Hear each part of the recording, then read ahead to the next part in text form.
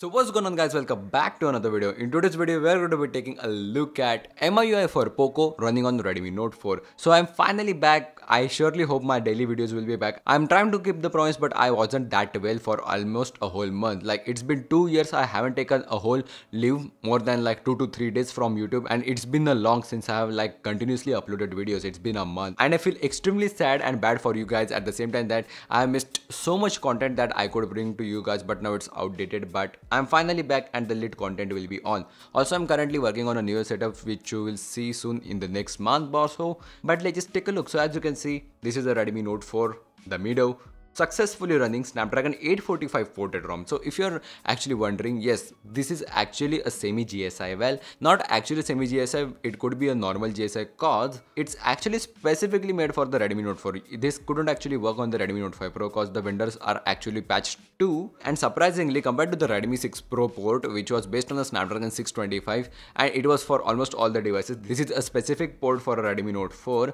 Almost everything is working. The sound, camera, brightness, almost everything is just working fine. And also the developer is new, which was extremely amazing to see. Newer devs giving such kind of amazing projects. Like, this is just amazing. Running a Snapdragon 845 ROM on a Snapdragon 625 with minimal amount of bugs. Now, as you can see, there is a bit of a UI scaling issue. Like, there is a whole gap at the bottom. You can also use gestures over here, as you can see. Then again, the icon grids are a bit too much for a 16:9 phone. I wish Xiaomi could add actually grid scaling, but that's not currently available. And then again, talking about the brightness, it almost works on all of the parts of the slider, but at the bottom, yeah, it goes to the full. Then this issue is kind of bit weird. As you can see, into like the 10% it starts working. So the thing with this, once the screen goes to the screen timeout mode, instead of being dark, it just goes to that brightness point and your screen starts flashing. Yes, that's one of the only bugs that I've found over here. Despite that, the LED keys don't actually work because the PocoPhone doesn't have hardware buttons, it just has a navbar. So yeah,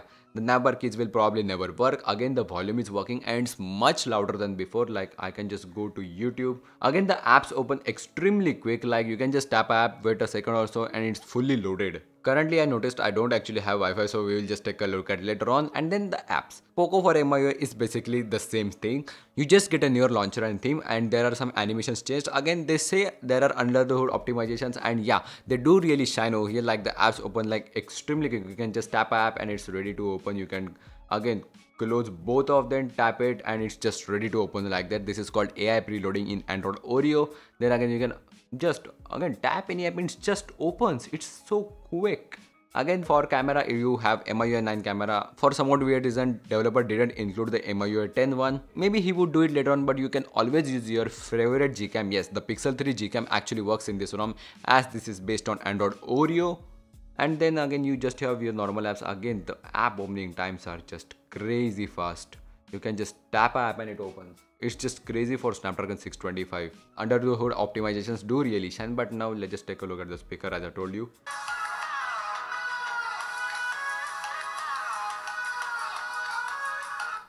Yup, it's much louder than before. Again, in order to control that loudness, you also have Dolby Atmos and Wi-Fi for Android for that, and it's just amazing. You can actually turn on and off for Dolby. I have actually turned off Dolby because it doesn't allow that much options as Viper for Android. I'm kind of used to Viper, so yeah, I have just turned off Dolby. That's why it doesn't load. I have completely disabled it. Then again, you have some of the apps from Poco here.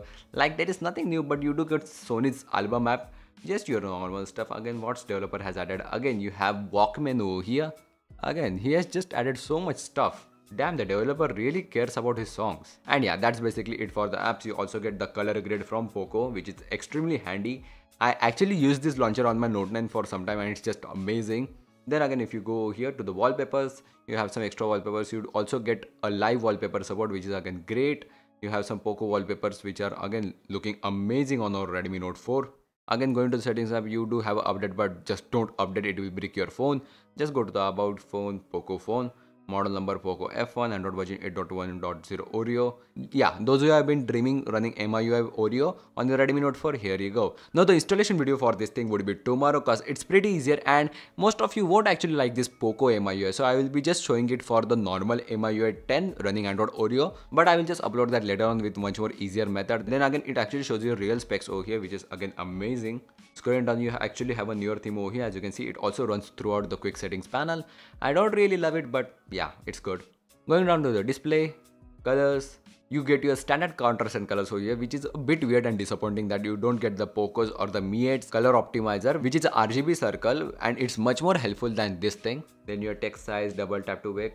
I surely hope it works. Yup, it works, which is just amazing. If you go to the home screen and the recents, you do get some more options thanks to the Poco OS, and that's pretty much it for the Poco F1 ROM for your Redmi Note 4. I hope you guys enjoyed, and if you want the installation, again as I told you, please drop a like, subscribe down there, and see you in the next one. Peace.